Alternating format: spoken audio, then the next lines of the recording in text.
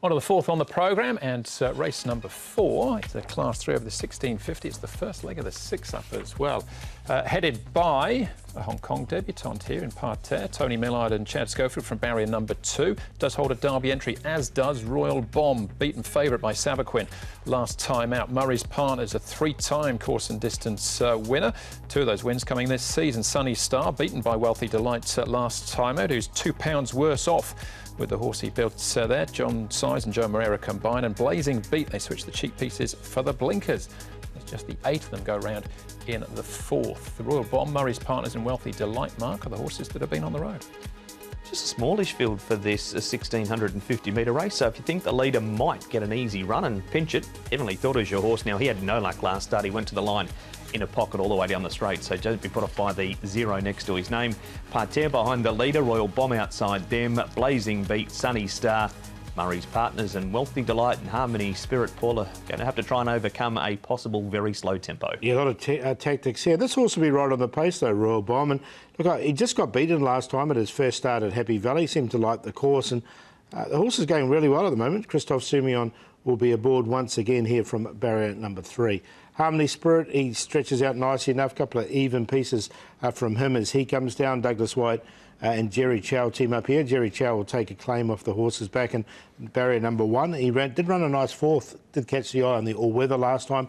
And Wealthy Delight is the next one we're going to concentrate on here. That's in 4-2-4. The one in the front is Wealthy Delight, and he stretches out nicely as well, and another last start winner coming to this race.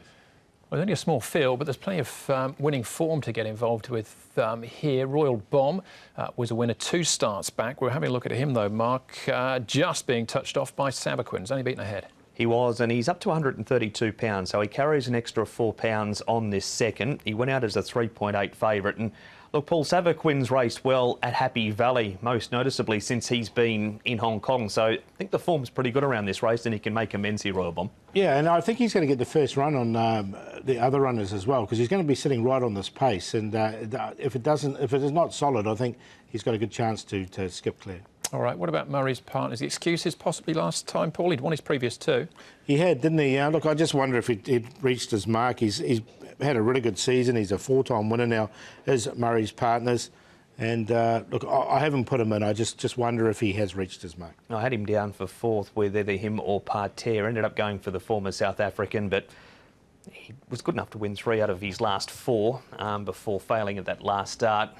He's capable, but whether he can turn it around, I'm not sure. OK, Wealthy Delight had his breakthrough win last time out at start number 7. It didn't take him too long, beating Sunny Star, and Heavenly Thought. He's just been out of form recently, Mark. He has, and this race he never gets a clear crack at them either, so that was the last thing he needed. Wealthy Delight put 2 together with that 3rd and that win over Sunny Star. He's up 5 pounds for it. Sunny Star goes up 3 pounds, so again, he meets him pretty well at the weights, Paul, to beat him again. Yeah, well, it was a nice run, I thought, from both those 2 horses, so I think they're both good chances. OK, interesting first starter then for the Tony Millard yard. It's Parterre. His jockey is Chad Schofield. Chad Parterre is his first Hong Kong start on Wednesday night at Happy Valley. You've ridden him in a couple of gallops recently. What sort of impression has he given you? Yeah, good one. I never partnered him in his trials, but I've done a couple of gallops on him, and he's indicated to me he's a nice horse. It's obviously never easy, his first start in Hong Kong with the rating he's at, but he's got a good draw. He seems fit and well, so we're hoping for a big run. You would have looked at those trials. He beat Furore in his latest one, so does that give you a bit of confidence about him going forward? Yeah, his trials were really good. He's a different horse to having blinkers on and off. His gallop I did, he had no blinkers, and then obviously the second one he wore his blinkers, and he really switched it on, and yeah, I'm looking forward to riding him. He's still a colt. What's his attitude and temperament like? He's pretty lazy. He's got a good attitude for Hong Kong. You know, he conserves his energy nicely, and he knows when his blinkers go on, it's time to switch on, and from the good gate we have, he should get a lovely run, and hopefully runs well. Yeah, just see what he can do. Race under the same name in South Africa for Brett Crawford, fourth in the Cape Derby, won a merit rating 86 handicaps. The form looks strong, Paul, but Royal Bomb's the favourite. Yeah, and I'm with Royal Bomb as well. I think he can get the first run on Wealthy Delight, so he's on top. He's going well, and he obviously likes the course. Wealthy Delight's a last start winner, beating Sunny Star, so got that form race in there as well.